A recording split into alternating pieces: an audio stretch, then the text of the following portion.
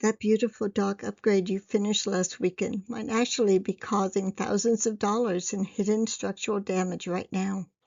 And here's the scary part. Most dock owners don't discover these mistakes until the entire structure starts sinking, leaning, or collapsing. The problem is that many popular do-it-yourself upgrades, being recommended online, are either poorly designed, incorrectly installed, or completely ignore the engineering forces that docks face every day. By the end of this video, you'll know exactly which upgrades are safe, which ones are dangerous, and how to avoid turning a simple weekend project into a 5-figure repair bill. The first mistake happens because people focus on appearance instead of structural capability. Adding composites, decking, stone finishes, outdoor kitchens, hot tubs, or heavy furniture can dramatically increase dead loads. Many older docks were designed decades ago using load calculations that never anticipated these upgrades. The result is excessive beam deflection, weakened connections, and accelerated structural deterioration. The next mistake caused a $40,000 repair bill for one waterfront owner, and that is Upgrade 4, wrapping pilings with decorative materials, such as decorative piling wraps, vinyl sleeves, wood trim. This one surprises almost everybody. Decorative wraps often trap moisture. Instead of protecting the piling, they hide deterioration. Owners don't realize damage exists until structural strength has already been compromised. Upgrade number 3, improper boat lift installation.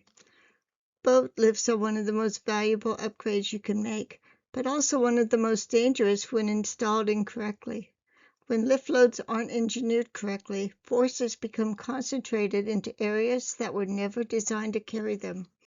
That leads to beam cracking, connection failure, and foundation movement. What happens next, though, is something most contractors never explain. Upgrade number 2, do-it-yourself seawall attachments.